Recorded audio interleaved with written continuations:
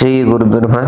ವೀಕ್ಷಕರೇ, ಇವತ್ತಿನ ಈ ಒಂದು ವಿಡಿಯೋದಲ್ಲಿ ನಾನು ನಿಮಗೆ ಸಿಂಹರಾಶಿಯವರ ಶ್ರಾವಣ ಮಾಸದಲ್ಲಿ ಯಾವ ಒಂದು ಬದಲಾವಣೆಗಳನ್ನು ಕಾಣ್ತಾರೆ, ಈ ಒಂದು ರಾಶಿಯವರು ಈ ಒಂದು ಮಾಸದಲ್ಲಿ ಇರ್ತಕ್ಕಂಥ ಮುಖ್ಯ ಬದಲಾವಣೆಗಳೇನು, ಹಾಗೆ ಏನೆಲ್ಲ ಒಳಿತು ಮತ್ತು ಕೆಡುಕಾಗುತ್ತೆ ಈ ಒಂದು ರಾಶಿಯವರಿಗೆ ಅನ್ನೋದನ್ನ ಈ ಒಂದು ವಿಡಿಯೋದಲ್ಲಿ ತಿಳಿಸ್ಕೊಡ್ತೀನಿ. ಅದಕ್ಕೆ ಮುಂಚೆ ನಮ್ಮ ಒಂದು ಚಾನಲ್ಗೆ ಯಾರೆಲ್ಲ ಫಸ್ಟ್ ಟೈಮ್ ಬಂದಿರ್ತೋ ಈ ಕೂಡಲೇ ಭಕ್ತಿಯಿಂದ ಲೈಕ್ ಮತ್ತು ಸಬ್ಸ್ಕ್ರೈಬ್ ಮಾಡ್ಕೊಳ್ಳಿ.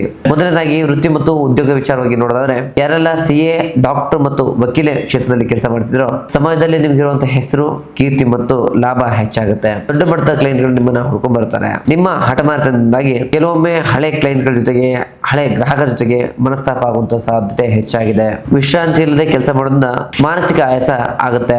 ಯಾರೆಲ್ಲ IT ಮತ್ತು ಕಾರ್ಪೊರೇಟ್ ಕೆಲಸವನ್ನ ಮಾಡ್ಕೊಂಡ್ ಬರ್ತಿದ್ರೋ ನಿಮ್ಮ ಒಂದು ಕಂಪನಿಯಲ್ಲಿ ಸಿಗ್ತಕ್ಕಂಥ ಪ್ರಾಜೆಕ್ಟ್ ಲೀಡರ್ಶಿಪ್ ಅನ್ನ ನೀವು ತಗೋಬಹುದಾಗುತ್ತೆ. ಅದರಿಂದ ನಿಮಗೆ ಉತ್ತಮ ಇಂಕ್ರಿಮೆಂಟ್ ಹಾಗೆ ಉತ್ತಮ ಒಂದು ಜಾಬ್ ಆಪರ್ಚುನಿಟಿ ಕೂಡ ಸಿಗುತ್ತೆ.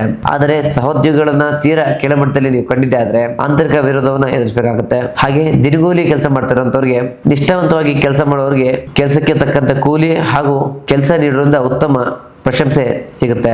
ಆದರೆ ಸಹ ಕೆಲಸಗಾರರ ಜೊತೆಗೆ ಮಾತು ಬೆಳೆದು ಅನಗತ್ಯ ಜಗಳ ಆಗುವಂತಹ ಭೀತಿ ಇದೆ. ಇನ್ನು ಡ್ರೈವರ್, ಟ್ರಾನ್ಸ್ಪೋರ್ಟ್ ಮತ್ತು ಡೆಲಿವರಿ ಕ್ಷೇತ್ರದಲ್ಲಿ ಕೆಲಸ ಮಾಡೋರಿಗೆ ಸರಕು ಸಾಗಣೆಯಿಂದ ಒಳ್ಳೆಯ ಲಾಭ ಸಿಗುತ್ತೆ. ನಿಮ್ಮ ಹೊಸ ವಾಹನ ಖರೀದಿಯ ಕನಸು ನನಸಾಗುತ್ತೆ. ಇನ್ನು ಕೃಷಿ ಮತ್ತು ತೋಟಗಾರಿಕೆ ವಿಚಾರ ನೋಡೋದಾದ್ರೆ, ವಾಣಿಜ್ಯ ಬೆಳೆಗಳು ಮತ್ತು ತೋಟಗಾರಿಕೆಯಲ್ಲಿ ಉತ್ತಮ ಲಾಭವನ್ನು ನೀವು ಪಡಿಬಹುದಾಗುತ್ತೆ. ಕೃಷಿಯ ಸಂಬಂಧಿತ ಯಂತ್ರೋಪಕರಣಗಳನ್ನ ಖರೀದಿ ಮಾಡಲು ಇದು ಉತ್ತಮ ಸುಸಮಯ ಅಂತಾನೆ ಹೇಳ್ಬೋದಾಗುತ್ತೆ. ಯಾರೆಲ್ಲ ಕ್ರಿಯೇಟಿವ್, ಮಾಧ್ಯಮ ಮತ್ತು ಮಾರ್ಕೆಟಿಂಗ್ ಕ್ಷೇತ್ರದಲ್ಲಿ ಕೆಲಸ ಮಾಡ್ತಿದ್ದೀರಾ ಅವರಿಗೆ ಭಾರಿ ಜನಪ್ರಿಯತೆ ಸಿಗುತ್ತೆ. ಹೊಸ ಸೃಜನಶೀಲ ಯೋಜನೆಗಳಿಗೆ ಬಂಡವಾಳ ಹೂಡೋರು ಸಿಗ್ತಾರೆ.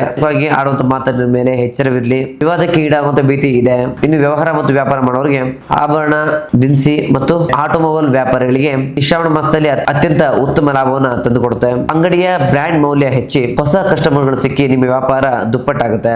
ಆದರೆ ಕೆಲಸಗಾರ ಮೇಲೆ ಇರ್ತಕ್ಕಂಥ ಅತಿಯಾದ ನಂಬಿಕೆಗಳಿಂದ ಸಣ್ಣ ಮಟ್ಟದಲ್ಲಿ ಹಣಕಾಸು ನಷ್ಟ ಕೂಡ ಆಗುತ್ತೆ. ಯಾರೆಲ್ಲ ರಿಯಲ್ ಎಸ್ಟೇಟ್ ಬ್ರೋಕರೇಜ್ ವ್ಯಾಪಾರ ಮಾಡ್ಕೊಂಡ್ ಬರ್ತಿದ್ರು ಆ ತರದಲ್ಲಿ ಯಾವುದೇ ಕಾರಣಕ್ಕೂ ಮುಂಗಡ ಹಣವನ್ನ ನೀಡಲಿಕ್ಕೆ ಹೋಗ್ಬೇಡಿ. ಆರ್ಥಿಕ ಸ್ಥಿತಿ ಬಗ್ಗೆ ನೋಡೋದಾದ್ರೆ, ಹೊಸ ಆದಾಯದ ಮೂಲಗಳು ತೆಗೆದುಕೊಳ್ಳುತ್ತೆ. ಬಾಕಿರುವಂತ ನಿಮ್ಮ ಹಣ ವಾಪಸ್ ಬರುತ್ತೆ. ಆದ್ರೆ ಸ್ನೇಹಿತರಿಗಾಗ್ಲಿ, ಸಂಬಂಧಿಕರಿಗಾಗ್ಲಿ, ಯಾರಿಗಾದ್ರೂ ಕೂಡ ಸಾಲ ಶ್ಯೂರಿಟಿಯನ್ನ ಕೊಡ್ಲಿಕ್ಕೆ ಹೋಗ್ಬೇಡಿ. ಅನಗತ್ಯ ಖರ್ಚುಗಳನ್ನ ಮಾಡೋದಕ್ಕಿಂತ ದುಡಿದ ಹಣವನ್ನ ಸ್ವಲ್ಪ ಮಿತಿಯಾಗಿ ನೀವು ಉಳಿತಾಯವನ್ನು ಮಾಡೋದನ್ನ ಕಲಿಬೇಕಾಗುತ್ತೆ. ಇನ್ನು ಪ್ರೀತಿ ಮತ್ತು ಕುಟುಂಬ ವಿಚಾರವಾಗಿ ನೋಡೋದಾದ್ರೆ, ಯಾರೆಲ್ಲ ಒಂಟಿಯಾಗಿದ್ರು ಅವರಿಗೆಲ್ಲ ಸೂಕ್ತ ಪರಿಚಯವಾಗುತ್ತೆ.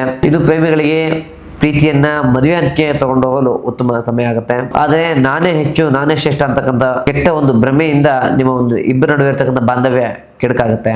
ಪ್ರೀತಿಯಲ್ಲಿ ಜಗಳ ಬಂದಾಗ ಅಹಂಕಾರವನ್ನ ಪಕ್ಕಕ್ಕಿಟ್ಟು ಮುಕ್ತವಾಗಿ ಕೂತು ಮಾತನಾಡೋದ್ರಿಂದ ನಿಮ್ಮ ಪ್ರೀತಿಯ ನಡುವೆ ಯಾವುದೇ ಸಮಸ್ಯೆಗಳು ಬರೋದಿಲ್ಲ. ಇನ್ನು ಕುಟುಂಬ ವಿಚಾರದಲ್ಲಿ ತಂದೆ ಜೊತೆಗೆ ಇರ್ತಕ್ಕಂಥ ಬಾಂಧವ್ಯ ಹೆಚ್ಚಾಗುತ್ತೆ. ಅವರ ಅನುಭವ ಮತ್ತು ಮಾರ್ಗದರ್ಶನದಲ್ಲಿ ನಿಮ್ಮ ಯಶಸ್ಸು ನಿಮ್ಮದಾಗುತ್ತೆ. ಮನೆಯಲ್ಲಿ ಶುಭ ಮಂಗಳ ಕಾರ್ಯಗಳು ನಡೆಯುವಂತ ಸೂಚನೆ ಹೆಚ್ಚಾಗಿದೆ. ಆದರೆ ಕುಟುಂಬದ ಆಂತರಿಕ ವಿಚಾರಗಳನ್ನ ಯಾವುದೇ ಕಾರಣಕ್ಕೂ ಹೊರಗಿನವ್ರ ಜೊತೆಗೆ ಹಂಚಿಕೊಳ್ಳಕ್ ಹೋಗ್ಬಿಡಿ. ಇನ್ನು ಆರೋಗ್ಯ ವಿಚಾರವಾಗಿ ನೋಡೋದಾದ್ರೆ, ಸಾತ್ವಿಕ ಆಹಾರ ಸೇವನೆ ಹಾಗೂ ದೇಹವನ್ನ ಸಾಕಷ್ಟು ತಂಪಾಗಿ ಇಟ್ಕೊಳ್ಳೋದು ತುಂಬಾ ಮುಖ್ಯ. ನೀವು ಈ ಒಂದು ಸಮಯದಲ್ಲಿ ಯಾವ ಒಂದು ದೇವಸ್ಥಾನಕ್ಕೆ ಭೇಟಿಯನ್ನು ನೀಡಬೇಕಪ್ಪ ಅಂದ್ರೆ, ಆರೋಗ್ಯ ವಿಚಾರದಲ್ಲಿ ನೀವು ಸುಧಾರಣೆಯನ್ನು ಕಾಣಬೇಕು ಅಂತಂದ್ರೆ ನಂಜನಗೂಡಿನಲ್ಲಿ ಇರ್ತಕ್ಕಂಥ ಶ್ರೀಕಂಠೇಶ್ವರ ದೇವಸ್ಥಾನಕ್ಕೆ ಭೇಟಿಯನ್ನು ನೀಡಬೇಕಾಗುತ್ತೆ. ಸಕಲ ಕಾರ್ಯಜಯಕ್ಕೆ ಮತ್ತು ಶತ್ರು ದೋಷಗಳ ನಿವಾರಣೆಗೋಸ್ಕರ ಮೈಸೂರಿನ ಚಾಮುಂಡಿ ಬೆಟ್ಟದಲ್ಲಿ ಇರ್ತಕ್ಕಂಥ ಚಾಮುಂಡೇಶ್ವರಿ ದೇವಸ್ಥಾನದ ಪೂಜಾ ನಿಯಮಗಳನ್ನ ನೀವು ಅಲ್ಲೇ ಹೋಗಿ ಮಾಡಬೇಕಾಗುತ್ತೆ. ಪೂಜೆ ದೋಷ ಮತ್ತು ನಾಗದೋಷಗಳ ನಿವಾರಣೆಗೋಸ್ಕರ ಶ್ರೀ ಘಾಟಿ ಸುಬ್ರಹ್ಮಣ್ಯ ಮತ್ತು ಕೊಕ್ಕೆ ಸುಬ್ರಹ್ಮಣ್ಯ ದೇವಸ್ಥಾನಕ್ಕೆ ಭೇಟಿ ನೀಡಬೇಕಾಗುತ್ತೆ. ಸೋಮವಾರ ಶಿವನಿಗೆ ಕೆಂಪು ಬಣ್ಣದ ವಸ್ತ್ರವನ್ನ ಹಾಗೂ ಅರ್ಪಣೆ ಮಾಡಿ ಪೂಜೆಯನ್ನ ಮಾಡೋದ್ರಿಂದ ಅತ್ಯಂತ ಶುಭ ಫಲಗಳು ನಿಮ್ಮದಾಗುತ್ತೆ. ಈ ಒಂದು ಶ್ರಾವಣ ಮಾಸದಲ್ಲಿ ಈ ಒಂದು ರಾಶಿಯವರ ಅದೃಷ್ಟ ಸಂಖ್ಯೆ 1 ಮತ್ತು 9 ಆಗಿರುತ್ತೆ. ಈ ಒಂದು ಮಾಸದಲ್ಲಿ ಇವರ ಒಂದು ಅದೃಷ್ಟ ಬಣ್ಣ ಆಗಿರುತ್ತೆ ಕೇಸರಿ ಮತ್ತು ಕೆಂಪು. ಕಪ್ಪು ಮತ್ತು ನೀಲಿ ಬಣ್ಣಗಳನ್ನ ಈ ಒಂದು ರಾಶಿಯವರು ಈ ಒಂದು ತಿಂಗಳು ಯಾವುದೇ ಕಾರಣಕ್ಕೂ ಬಳಸಬಾರದು. ಅದರಿಂದ ಲಾಭಕ್ಕಿಂತ ನಷ್ಟನೇ ಹೆಚ್ಚಾಗುತ್ತೆ. ಒಟ್ಟಾರೆಗೆ ಇದಾಗಿತ್ತು ಸಿಂಹ ರಾಶಿಯವರ ಶ್ರಾವಣ ಮಾಸದ ಸಂಪೂರ್ಣ ಮಾಸ ಭವಿಷ್ಯ. ಈ ನಮ್ಮ ಒಂದು ವಿಡಿಯೋನ ಹೆಚ್ಚಾಗಿ ಲೈಕ್ ಮಾಡಿ, ಶೇರ್ ಮಾಡಿ ಮತ್ತು ಸಬ್ಸ್ಕ್ರೈಬ್ ಮಾಡಿ. ಹಾಗೆ ಕಠಿಣ ಗುಪ್ತ ಸಮಸ್ಯೆಗಳ ಪರಿಹಾರಕ್ಕೋಸ್ಕರ ಸ್ಕ್ರೀನ್ ಮೇಲೆ ಕಾಣತಕ್ಕಂಥ ನಂಬರ್ಗೆ ಕರೆ ಮಾಡಿ ನಮ್ಮ ಅಪಾಯಿಂಟ್ಮೆಂಟ್ ತಿಳ್ಕೊಂಡು ನೇರ ನಮ್ಮನ್ನು ಭೇಟಿಯಾಗಿ ನಿಮ್ಮ ಸಮಸ್ಯೆನ ಪರಿಹಾರ ಮಾಡ್ಕೊಳ್ಳಿ. ಮುಂದಿನ ವಿಡಿಯೋದಲ್ಲಿ ಸಿಗೋಣ. ಧನ್ಯವಾದಗಳು.